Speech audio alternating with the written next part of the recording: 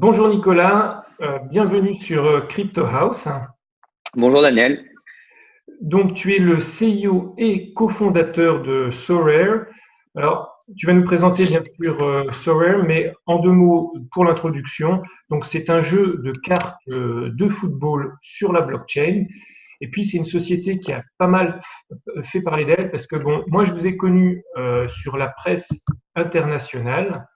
Mais il y a eu des articles dans Les Échos, il y a eu ensuite des articles, alors si j'arrive à retrouver, voilà, des articles, tu es même passé sur BFM TV, hein, j'ai vu, tu as fait une interview, et en plus, j'ai vu que vous avez carrément obtenu le soutien d'Ubisoft. Donc Ubisoft, pour ceux qui ne connaissent pas, c'est quand même un des leaders mondiaux du jeu vidéo. En plus, c'est une boîte française, mais aussi de Consensus. Consensus, c'est cette grosse société américaine qui sont les leaders dans le développement sur Ethereum. Donc c'est déjà très très bien. Exactement, ouais. Peut-être que juste en nuance ou consensus, c'est carrément investisseur en fait dans la société. Donc effectivement, ils sont très impliqués dans le développement. D'accord, donc ça c'est très chouette. Donc en deux mots, est-ce que tu peux te présenter et présenter Sorare? Oui, bien sûr. Bah écoutez, donc moi j'entreprends dans l'univers crypto depuis bientôt 5 ans. En fait, on a eu l'idée de Soar. On a un petit peu vu émerger en fait le blockchain gaming en général avec des premiers hits qui ont fait le buzz comme CryptoKitties par exemple. Voilà, des projets comme ça qui prêtaient un petit peu à sourire, mais qui quand même montraient que en fait cette notion de crypto collectible, d'objet digital rare était quelque chose qui avait quand même beaucoup de potentiel. Donc nous, on est Adrien et moi, mon cofondateur, nous sommes deux grands fans de foot. Et on s'est dit quand même, en associant cette notion de crypto collectible avec des licences officielles, des vrais clubs de foot, des vraies ligues de foot, et puis surtout en ajoutant une dimension jeu par-dessus, c'est-à-dire avoir une vraie valeur d'usage où ces collectibles, je peux les utiliser tous les jours, toutes les semaines dans des jeux, notamment un jeu fantasy qu'on développe. On a vraiment le potentiel pour faire voilà quelque chose d'important et surtout de fun en fait pour les fans de foot et puis au début évidemment les enthousiastes crypto blockchain. Donc voilà, on s'est lancé avec cette idée finalement assez simple de voilà de pouvoir composer une équipe avec des crypto collectibles, donc des cartes blockchain qui sont rares et dont la rareté est assurée par la blockchain, et de pouvoir les utiliser derrière toutes les semaines dans un jeu fantasy. Donc un jeu fantasy, pour les personnes qui sont pas familières, c'est un jeu où en fonction de la performance de mon joueur sur le terrain, je vais pouvoir marquer des points et gagner des récompenses en Ether ou en cartes, donc en crypto collective. Donc voilà un petit peu pour une présentation générique de d'où on vient, de comment on en est arrivé à cette idée-là, et puis surtout voilà comment fonctionne ce jeu de manière très simple, quoi. Comment vous est venue l'idée, je dirais, de mettre le jeu sur la blockchain? Parce que euh, tu aurais pu avoir l'idée de faire le jeu en ligne sans Ouais, utiliser la blockchain. Pourquoi ouais. la blockchain? Alors en fait, la blockchain, elle va amener, je pense, deux choses qu'on pouvait vraiment pas avoir avant. Je pense que la première chose, c'est cette notion de rareté digitale. C'est le fait de dire, bon, si on émet 100 cartes rares de Kylian Mbappé, en fait, il pourra jamais y en avoir 101. Et même si nous, en fait, en tant que société, on décide d'en émettre une de plus, on peut pas parce que c'est bloqué dans le smart contract, c'est Mhm. gravé dans la blockchain. Et donc, en fait, ça, c'est super important parce que on peut pas avoir ça sans la blockchain. Il faut voir que le web tel que nous on le connaît, on peut tout copier. On peut copier des photos, des vidéos, de la musique. Et en fait, là, pour la première fois, on va pouvoir collectionner un bien digital. Donc, c'est quelque chose qui est très nouveau et qui était pas possible de faire sans la blockchain, qui est cette machine à créer de la rareté digitale. En fait, Bitcoin, c'est rien d'autre que voilà 21 millions en fait. Hein, donc, ça a aussi de la valeur parce qu'il y a un nombre fini en fait de Bitcoin qui peuvent être émis au cours du temps. Donc ça, c'est la première chose, c'est la rareté digitale, si je devais le résumer en deux mots. Et la deuxième chose, c'est l'ouverture et la liberté de pouvoir bouger en fait nos cartes, hein, donc nos items de jeu, de monde en monde. Donc dans un jeu traditionnel comme Fortnite, on va acheter une skin, on peut pas la revendre. on peut pas l'utiliser dans un autre jeu, on peut pas la sortir du jeu. Donc on est vraiment bloqué en fait dans un monde qui est fermé. Même chose pour des cartes FUT, par exemple dans FIFA. Là où en fait dans un monde ouvert Sora, on va acheter une carte, on va pouvoir la revendre librement, on va pouvoir la sortir et peut-être l'utiliser dans d'autres jeux, on va pouvoir la stocker dans un wallet, on va pouvoir la lister sur une autre marketplace, comme par exemple OpenSea, qui est un équivalent d'eBay pour les collectibles. Donc on a vraiment voilà, cette vision de rendre la liberté aux joueurs sur leurs items de jeu. Et donc une liberté qui est quelque part assez inconnue en fait dans l'industrie et dans voilà, l'industrie du jeu telle qu'elle existe aujourd'hui. Donc voilà les deux raisons pour lesquelles la blockchain est indispensable à ce qu'on fait. La première, c'est la rareté digitale. Et la deuxième, c'est cette notion d'ouverture en fait et de pouvoir un peu casser les barrières de ces mondes fermés et créer des mondes ouverts en fait où peut-être d'autres studios de jeux vont construire d'autres expériences en s'appuyant sur cette blockchain publique dans laquelle on stocke les cartes. Donc chaque joueur, si j'ai bien compris, a un nombre défini de cartes. Donc là, on a à l'écran Joao Félix, je dis n'importe quoi, mais il y aura peut-être 5000 cartes, il n'y en aura pas une de plus. Voilà, exactement. Donc en fait, pour chaque joueur, on va avoir le même nombre en fait de cartes par saison. Donc Joao Félix, il va avoir 100 cartes de niveau rare qui ont une certaine puissance et de certaines caractéristiques dans le jeu. Il va avoir 10 cartes de niveau super rare, donc qui vont être évidemment plus rares et avoir d'autres caractéristiques plus puissantes dans le jeu. Et il va avoir une carte unique, donc qui pour le coup par définition est unique.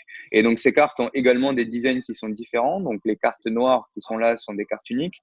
Les cartes bleues sont des cartes super rares et les cartes rouges sont des cartes rares. On a une quatrième catégorie de rareté, ce sont des cartes communes qu'on voit pas à l'écran, qui sont des cartes blanches, qui sont des cartes gratuites en fait, qui sont pas échangeables, mais qui sont voilà qu'on donne en fait à l'inscription, de telle sorte que voilà les utilisateurs puissent tester le jeu.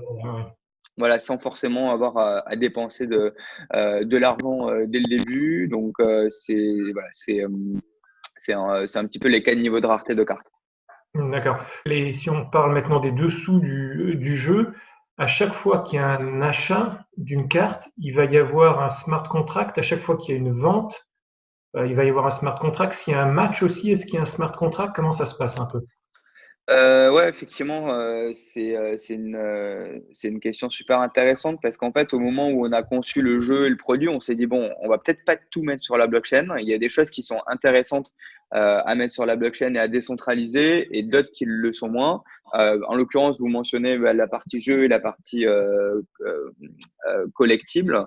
Mhm. Sur la partie jeu, en fait, on n'a pas vu un intérêt très très fort et une demande très forte de notre communauté d'avoir par exemple les règles du jeu sur la blockchain ou en tout cas de décentraliser le gameplay. En Ok. revanche, ce qui est super important, c'est que il y ait une propriété de ces cartes des utilisateurs et que les enchères et ensuite la propriété de ces cartes soient elles sur la blockchain de telle sorte que voilà, nous on ne puisse rien y faire et qu'ils aient la liberté d'en jouir comme ils le souhaitent. Donc pour répondre à votre question, donc ce qui est sur la blockchain aujourd'hui, c'est la propriété des cartes. Mhm. Et pour rentrer peut-être juste dans un niveau un peu plus technique du détail, on a une stack technique avec deux blockchains. Donc, à l'origine, quand vous achetez une carte, elle est stockée sur la blockchain Loom, qui est à la base une sidechain d'Ethereum. Et ensuite, on a une vraie vision d'interopérabilité des blockchains, c'est-à-dire que pour nous, la liberté totale, c'est de déplacer vos cartes sur la blockchain de votre choix. Et donc, on a déjà aujourd'hui en fait un premier pont qui existe entre cette blockchain Loom Loom Network et la blockchain Ethereum. Donc, en un clic, si vous avez un MetaMask, vous pouvez transférer votre carte depuis Loom vers Ethereum. D'accord. Ok. Ça c'est chouette. Effectivement, l'interopérabilité, c'est quelque chose d'important, je pense, pour le futur. Ouais. Comme on est là sur la page où on voit le logo Ethereum, on a parlé d'Ethereum. Pourquoi Ethereum? Pourquoi Loom Network? Pourquoi pas, par exemple, Engine, Tron, où on a vu Ouais, aussi EOS, ils sont un petit peu dans le domaine du jeu vidéo. Qu'est-ce qui tout à vous a fait. fait passer sur Loom Network et Ethereum?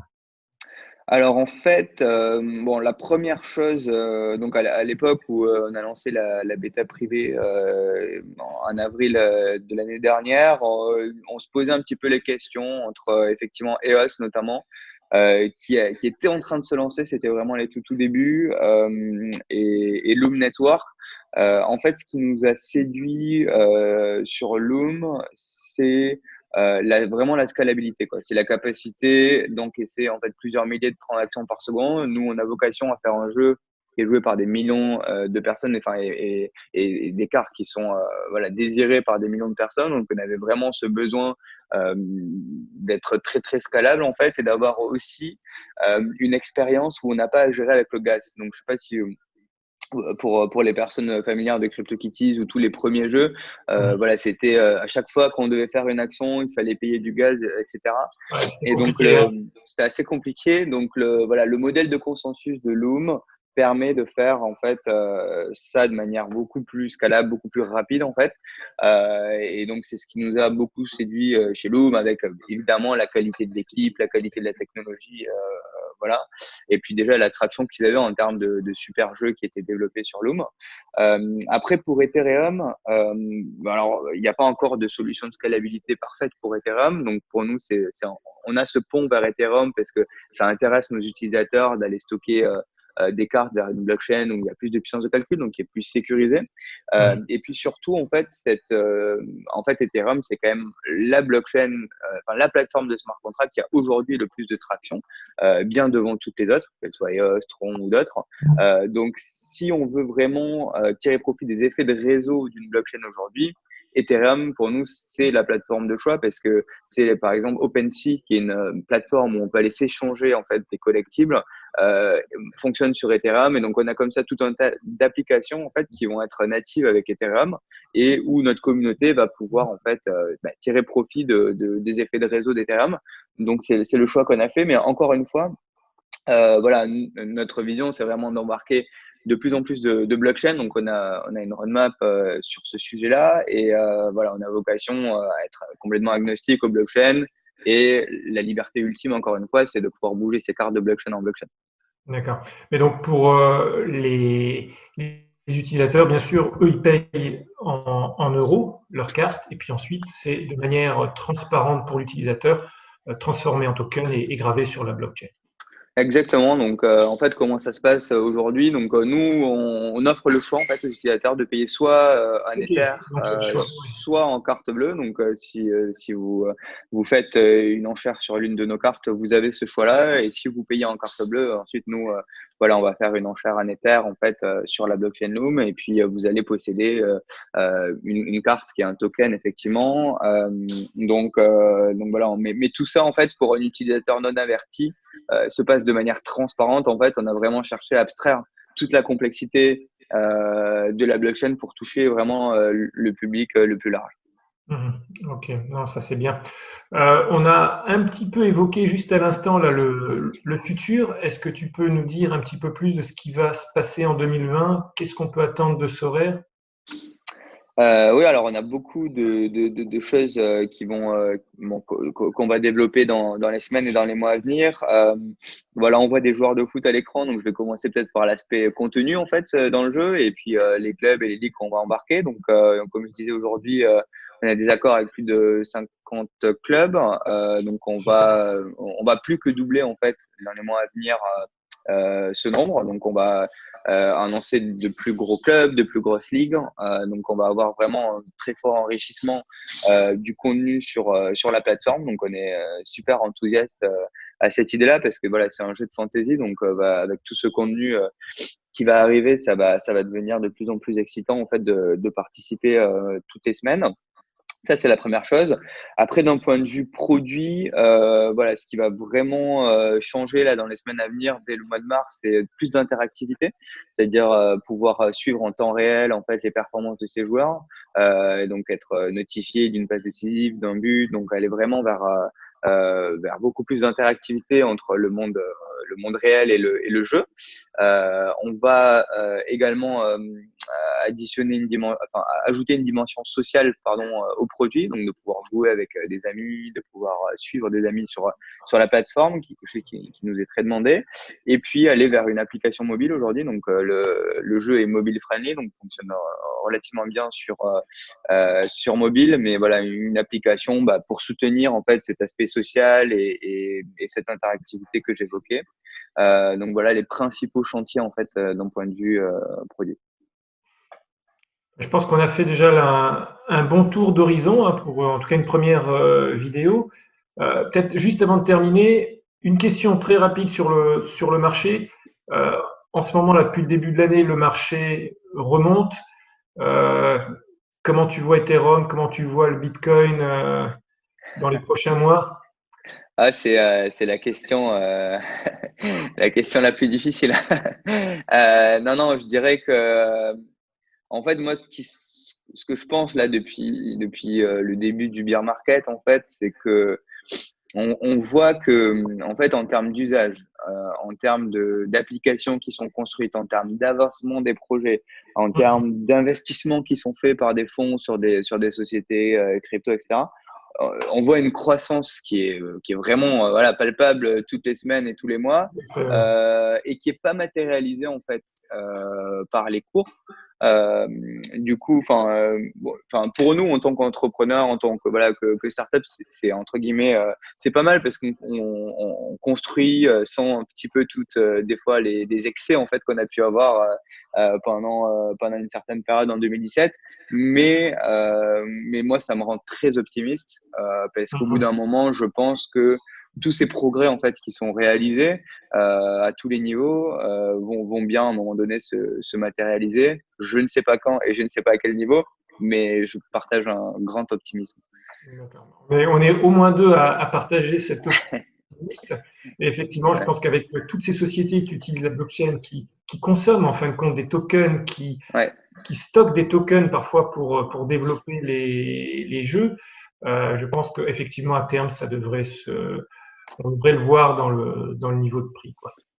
exactement. D'accord. Ben, en tout cas, merci Nicolas pour ton temps et je Merci propose Daniel. peut-être de refaire le point d'ici quelques mois dès qu'il y aura peut-être l'application mobile ou d'autres Ouais, nouveautés. avec grand plaisir, avec grand plaisir. Merci, merci beaucoup à vous et puis à très vite. D'accord, à bientôt. Ciao, À ciao. bientôt. Ciao.